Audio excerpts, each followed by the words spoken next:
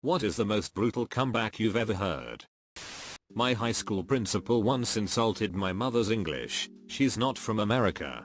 She just politely apologized for the mix-up and said, "I'm sorry, sometimes I get English mixed up with the other 6 languages. How many do you speak?" My best ever. Back in the day I was in quality control, USAF. QC were the bad guys who were always checking up on how equipment and aircraft were being repaired and maintained. We were the guys who wanted to see the technical data out, open and being followed. We wore black baseball caps with white QC letters on them.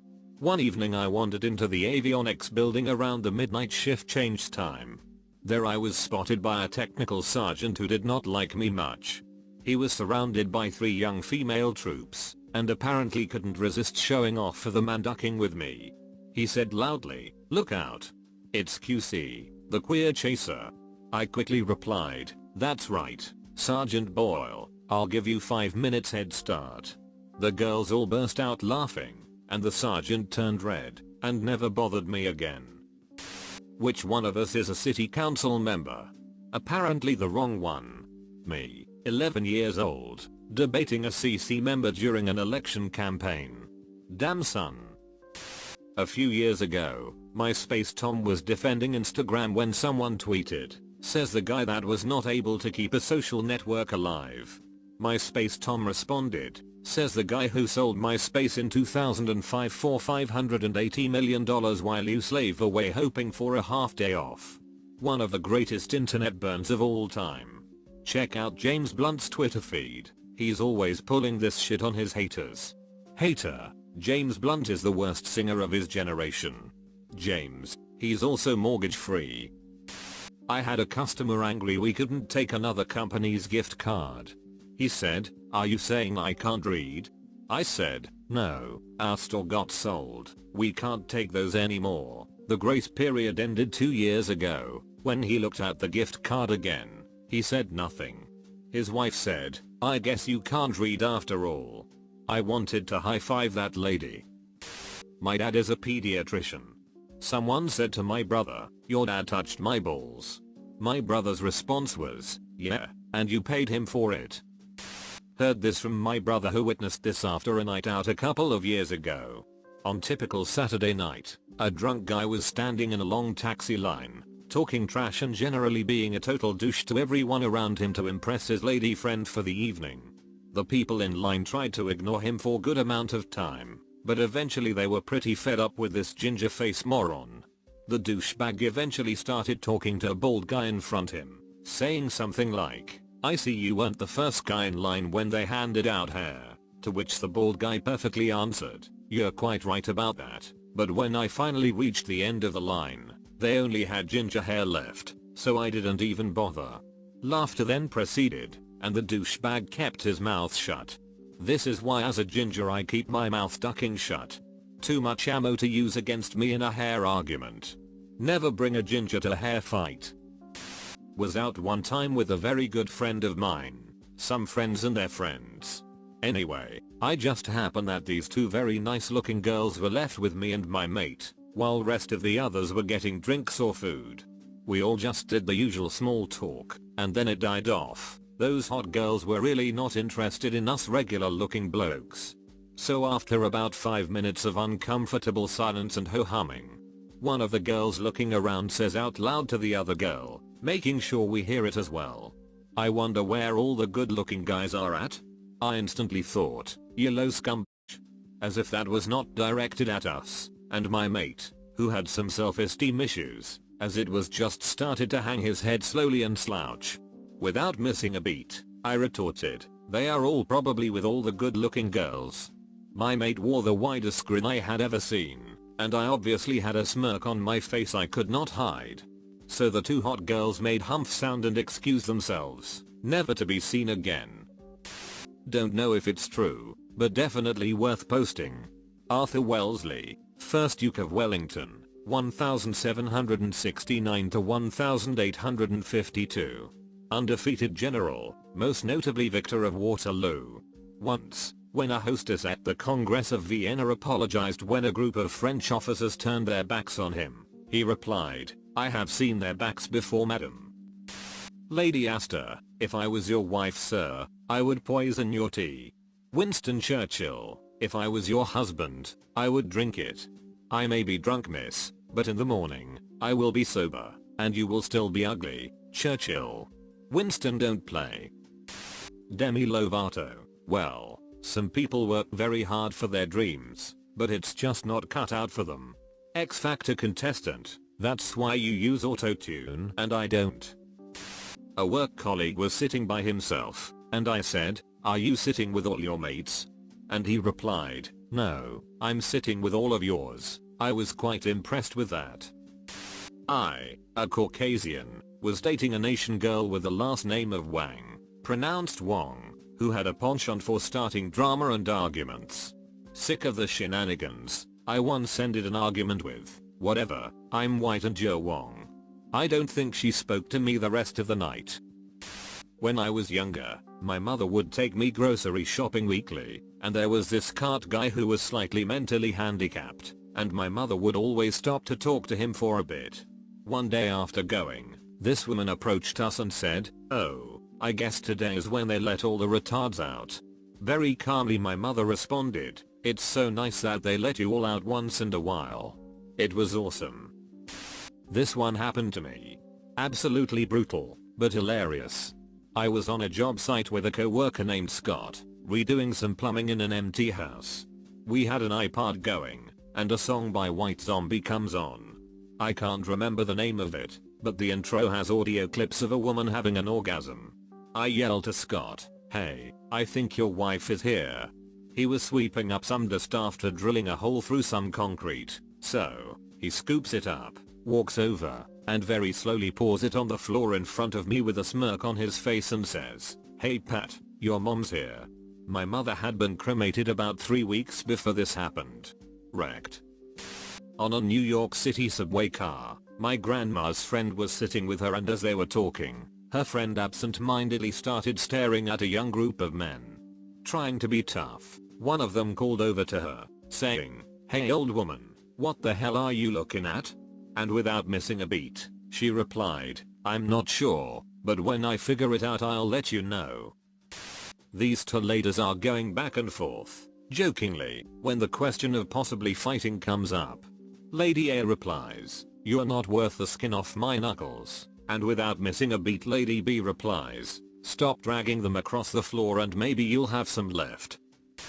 My own towering achievement. Drunk at a dinner party, my sister and I were drawing mustaches on each other with a burnt cork. A rather fat man walked by and said something snippy about the mustaches, so I said, "If you can have tits, I can have a mustache." His wife still hates me. Edit, yes, I am a female. My godfather was visiting our family, and he noticed the little strands of silver hair in my 10 or so year old brother.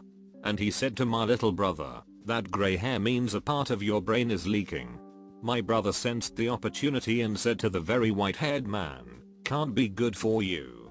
I know it's nowhere near as good as some others here, but considering he was relatively young, he's 13 now, how quick he spat it back was what made it great. I was at a local sandwich shop on my lunch break one day, and while I was eating, a man in his 20s came up to me, a male, and said hello. I kindly responded back with a hello, to which he said, "You look really sharp." I was wearing slacks, a dress shirt and tie. I thanked him for the compliment, but he wasn't done. He said, "I don't normally do this, but I figured I might as well give it a shot. Would you like to ever go out to dinner with me sometime?" Me, being the hetero ex-sil male I am, just said, "Thank you for the compliment, but no thank you." He said okay and walked out, leaving me to finish my sandwich. One thing about this sandwich shop is it's right next to a high school, so high schoolers frequent it at lunchtime, and this day was no different. As I finish my sandwich, I proceed to walk out. Next to the exit is a group of 3 guys from the local school, and as I pass, one of them looks up at me, snickers, and says, "Fag." Now, how do you react to a 15-year-old punk calling you a fag? You certainly can't lecture them, because it will just go in one ear and out another. You can't yell at them, because it makes you look their age. What should I do? Without even thinking, I turned around, looked at his sandwich, grabbed it, and took a huge bite. I chewed it slowly, put it back on his plate, and walked away not saying a word. His face was priceless, just a blank stare at his plate with a gaping mouth. All his two friends could muster out through their wheezing laughs were, "Oh shit." The kid never said a word. I never turned around, just walked back to my car and left. I'll be buried, but it's a good one, and maybe one person will read it. A guy from my building is sort of special, and he talks to himself a lot, but not much to other people. One day, a coworker of mine asked, "Talking to yourself again, Kenny?" Ha ha ha ha, stupid laughing. Without skipping a beat, Kenny replied, "Better than talking to you, Mark," and just kept walking down the hallway with no other response. Gough Whitlam, former Prime Minister of Australia. When Sir Winton Turnbull, who represented a large rural seat, a slow and sometimes stumbling speaker, was raving and ranting on the adjournment and shouted, "I am a country member." I interjected, "I remember." Sir Winton could not understand why, for the first time in all the years he had been speaking in the House, there was instant and loud applause from both sides. When I was at work one day, I was a cashier, and overheard a man yelling at the service desk about another one of our employees. Spouting off about how we were terrible, and how our workplace hires idiots. My supervisor looked him dead in the eye and asked if he wanted an application. Really late to the party, but buddy of mine is at a Blue Jay vs Yankees game, sitting down the third line and yelling at Yetta, "Yetta, you suck. You're a bum." Yetta turns around, glances, and says, "Yeah, I really wish I had your life." My buddy used to get in bar fights in his early 20s. Whenever somebody started yelling insults at him and getting aggressive, he would calmly let them finish their verbal rampage. Then, as everyone waited to see how he would respond, he would smirk a little and sarcastically say, "Nice haircut." Something about that drove the other person mad. Always ended in a fight. I was once in a hotel elevator headed down to the lobby. I took out my phone to get directions to the bar where I was meeting my friends.